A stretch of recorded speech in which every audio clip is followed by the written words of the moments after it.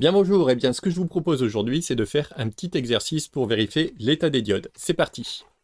Alors, on a le schéma à droite, donc ici une tension E qui vaut 5 volts, deux résistances qui sont en série, et entre les deux, il y a d'une part une diode qui est connectée à une source qui s'appelle V1, et d'autre part une diode 2 qui est connectée à une autre source qui s'appelle V2. Et ce qui nous intéresse, c'est la tension aux bornes de la résistance, qui est également la tension entre le point commun avec les deux diodes et la première résistance par rapport à la masse en bas. Donc, on nous demande de faire dans trois cas. On va commencer avec le premier cas pour V1 égale 0 et V2 égale 0. Donc, première chose, quand on fait de l'électronique, on fait un schéma équivalent. Donc, on va refaire notre schéma. On a notre tension E qui s'en va vers la résistance R1. Ensuite, cette première résistance s'en va tout d'abord vers la diode D1. Donc, on note qu'on connecte d'abord à l'anode. Et ensuite, de D1, on est connecté à la tension V1 qui vaut 0. Donc, c'est-à-dire, on est directement à la masse, le point bas de V1. Donc, pareil pour la diode 2. Hop, on est connecté à la masse. Et ensuite, on est également connecté à la résistance 2 et à la masse. Voilà. Donc, première chose, comme ici, a priori, on ne connaît pas l'état de la diode, on va poser une hypothèse et on va vérifier si notre hypothèse est bonne.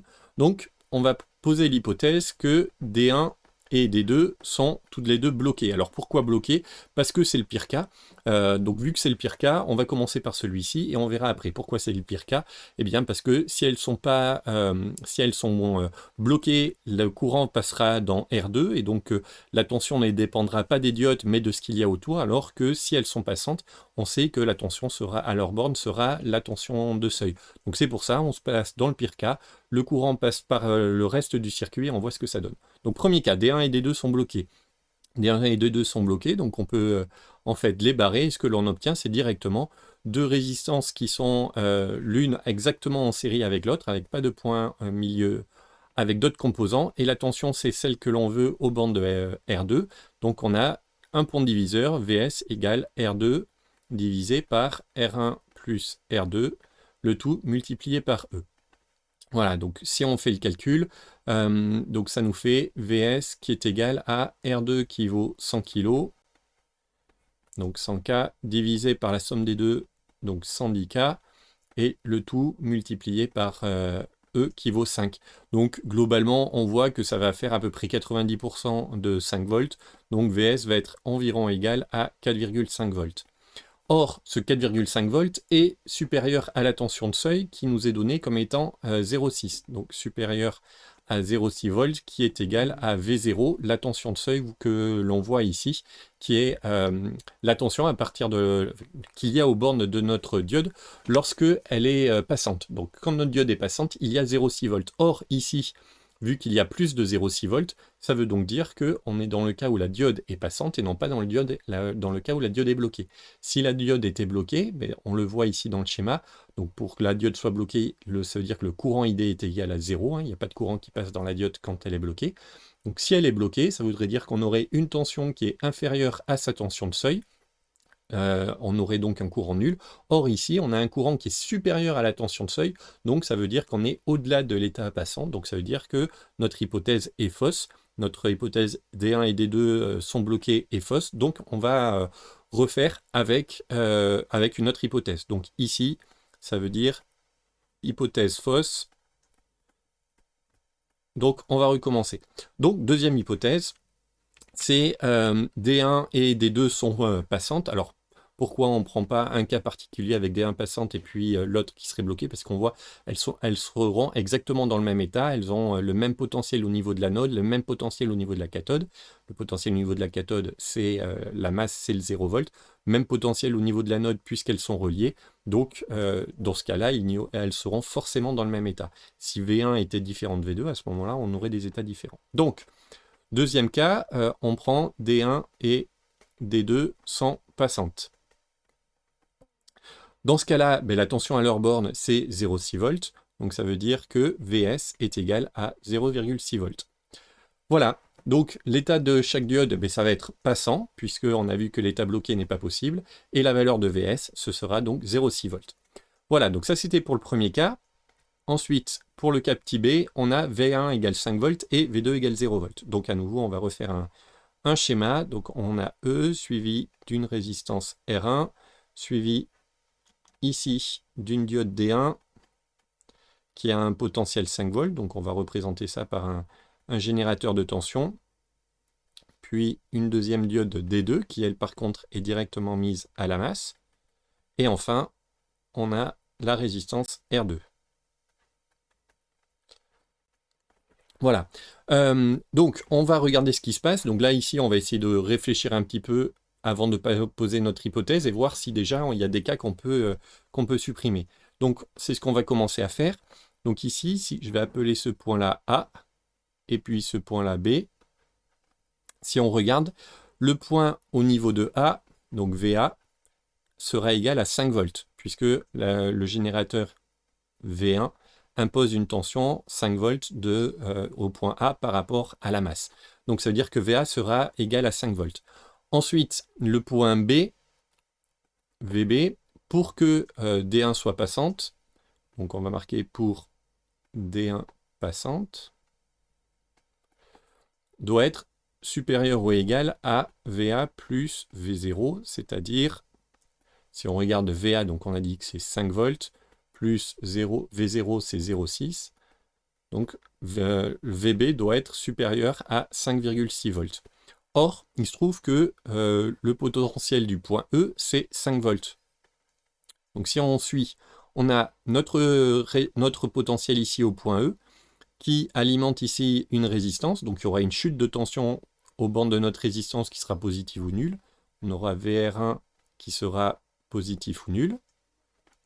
Nul dans le cas où il n'y a aucun courant, et s'il y a un courant, il sera positif, puisque vu qu'on n'a pas de